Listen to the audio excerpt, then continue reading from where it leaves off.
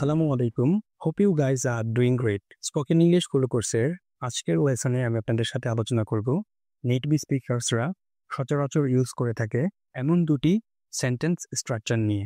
শুধুমাত্র দুইটি sentence structure শিখে আপনি কি নিজে নিজেই অসংখ্য ইংরেজি সেন্টেন্স মেক করতে পারবেন এবং ইংরেজিতে কথা বলতে পারবেন। তাহলে চলুন ক্লাসটি শুরু করি। প্রথম স্ট্রাকচারটি হচ্ছে ইট ইজ নো ইউজ। এর মানে হচ্ছে লাভ নেই। আমরা কিন্তু প্রায়শই এরকম বলে থাকি, যেমন ধরুন বেশি কথা বলে লাভ নেই, বিদেশে গিয়ে লাভ নেই, পড়াশোনা না করে কোনো লাভ নেই। এই ধরনের সেন্টেন্সগুলোকে আমরা কিন্তু এই স্ট্রাকচার ব্যবহার করে খুব সহজেই বলতে পারবো। যেমন ধরুন it is no use buying the book. বইটি কিনে লাভ নেই। সেন্টেন্সটির দিকে আপনি যদি লক্ষ্য করেন তাহলে দেখতে পাবেন ইট ইজ নো ইউজের পরে কিন্তু আইএনজি যুক্ত ভার্ব বসেছে। ইট ইজ নো ইউজের পর আপনাকে আইএনজি যুক্ত ভার্ব ব্যবহার করতে হবে। চলুন আরো কয়েকটি এক্সাম্পল সেন্টেন্সেস প্র্যাকটিস করি, তাহলে বিষয়টি আরো বেশি ক্লিয়ার হয়ে যাবে। It is no use biting ill of other. অন্যর সমালোচনা করে লাভ নেই। It is no use making quarrel with each other. অন্যর সাথে ঝগড়া করে কোনো লাভ নেই। বেশি কথা বলে লাভ নেই। It is no use talking too much. এই সহজ সেন্টেন্স স্ট্রাকচারটি আপনি যদি খুব ভালোভাবে আয়ত্ত করতে চান তাহলে আপনাকে অনেক বেশি নিজে নিজে প্র্যাকটিস করতে হবে। তাই আমি আরও কিছু এক্সাম্পল সেন্টেন্সেস আপনাদেরকে ওয়ার্কআউট করে দেখালাম। আপনারা আমার সাথে এইভাবে প্র্যাকটিস করুন। দেন আপনি যখন নিজে নিজে এই প্যাটার্নটি আয়ত্ত করে ফেলবেন তখন আপনি ট্রাই করুন নিজে নিজে অনেকগুলো সেন্টেন্স মেক করে বাংলা অর্থসহ পড়ে আয়ত্ত করার জন্য। So let's practice more sentences using this sentence structure. It is no use crying over spilled milk. বিগত দিনের জন্য অনুশোচনা করে লাভ নেই। আমি অনেক ইংরেজি মুভিতে এই সেন্টেন্সের ব্যবহার দেখেছি, তাই আপনাদের সঙ্গেও শেয়ার করলাম। It is no use arguing with him. He never changes his mind. তার সাথে তর্ক করে কোনো লাভ নেই। সে কখনোই তার মন পরিবর্তন করে না। It is no use worrying about things you can control. যেসব জিনিস তোমার নিয়ন্ত্রণের বাইরে সেগুলো নিয়ে চিন্তা করে লাভ নেই। It is no use trying to convince her. She is very stubborn. তাকে বোঝানোর চেষ্টা করে কোনো লাভ নেই। সে খুব জেদি। It is no use pretending you don't know we all saw you do it. তুমি জানো না, ভান করে লাভ নেই। আমরা সবাই তোমাকে এটা করতে দেখেছি। It is no use complaining about the weather. It is what it is. আবহাওয়া নিয়ে অভিযোগ করে কোনো লাভ নেই। যা হবার তা তো হবেই। It is no use rushing we still have plenty of time. তাড়াহুড়ো করে কোনো লাভ নেই। আমাদের এখনো অনেক সময় আছে। It is no use denying the truth it's obvious. সত্য অস্বীকার করে কোনো লাভ নেই, এটা স্পষ্ট। It is no use waiting for him he is always late. তার জন্য অপেক্ষা করে কোনো লাভ নেই, সে সবসময়ই দেরি করে। It is no use trying to fix it yourself you will only make it ওয়ার্স।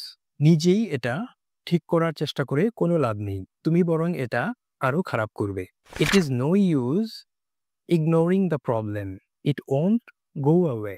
সমস্যাটা উপেক্ষা করে কোনো লাভ নেই, এটা এমনিতেই চলে যাবে না। It is no use wasting your money on that it's a bad investment. ওইটার উপর তোমার টাকা নষ্ট করে কোনো লাভ নেই, এটা একটা খারাপ বিনিয়োগ।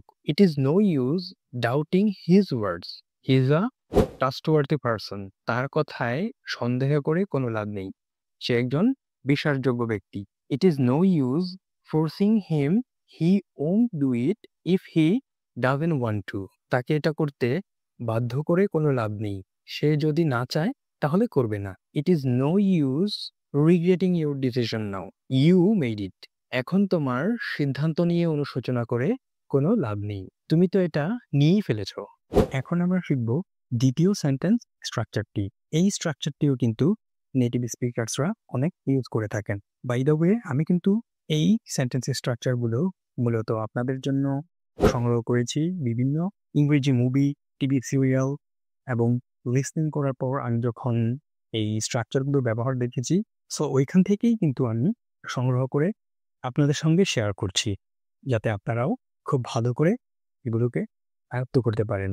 এতে করে আপনার যে সুবিধাটি হবে, আপনি যদি কখনো কোনো নেটিভ স্পিকার্সের সঙ্গে ইংরেজিতে কথা বলেন, তারা যদি এই স্ট্রাকচারগুলো ব্যবহার করে থাকে তাহলে আপনি খুব সহজেই তাদের কথাগুলো বুঝতে সক্ষম হবেন। তাহলে চলুন আমাদের দ্বিতীয় স্ট্রাকচারটি নিয়ে একটু আলোচনা করি। আমাদের দ্বিতীয় স্ট্রাকচারটি হচ্ছে ইট ইজ টাইম টু। এখনই সময়। ধরুন আমাদের এখনই কোনো কিছু করার সময়, এখনই হচ্ছে আমাদের ইংরেজি শেখার সময়, এখনই হচ্ছে বিদেশে যাওয়ার সময়, এখনই হচ্ছে আমাদের প্রচুর টাকা পয়সা রোজগার করার সময়, এখনই হচ্ছে আমাদের প্রচুর ইংরেজি চর্চা করার সময়। এই ধরনের সেন্টেন্সগুলো কিন্তু আমরা খুব সহজেই ইট ইজ টাইম টু এই স্ট্রাকচারটি ব্যবহার করে বলতে পারবো। তাহলে চলুন কয়েকটি এক্সাম্পল সেন্টেন্স প্র্যাকটিস করি। এখন বিদেশে যাওয়ার সময়, it is time to go abroad. এখন দেশের জন্য কাজ করার সময়, it is time to work for the country. এখন দেশের জন্য কাজ করার সময়। এখন সময়কে কাজে লাগানোর সময়, it is time to make use of time. এখন সময়কে কাজে লাগানোর সময়। এখন বেশি বেশি টাকা উপার্জন করার সময়, it is time to make more money. It is time to make more money. এখন বেশি বেশি টাকা উপার্জন করার সময়। Let's practice more sentences using this structure. It will help us to master the sentence pattern easily and appropriately. It is time to go home. এখন বাড়ি যাওয়ার সময়। It is time to learn something new. এখন নতুন কিছু শেখার সময়। It is time to wake up. এখন জাগার সময়। It is time to clean your room. এখন তোমার রুম পরিষ্কার করার সময়। It is time to finish the assignment. এখন অ্যাসাইনমেন্ট শেষ করার সময়। It is time to cook dinner. এখন রাতের খাবার রান্না করার সময়। It is time to take a break. এখন একটু বিরতি নেওয়ার সময়। It is time to make a decision. এখন একটি সিদ্ধান্ত নেওয়ার সময়। It is time to call your friends. এখন তোমার বন্ধুদের ফোন করার সময়। It is time to practice English.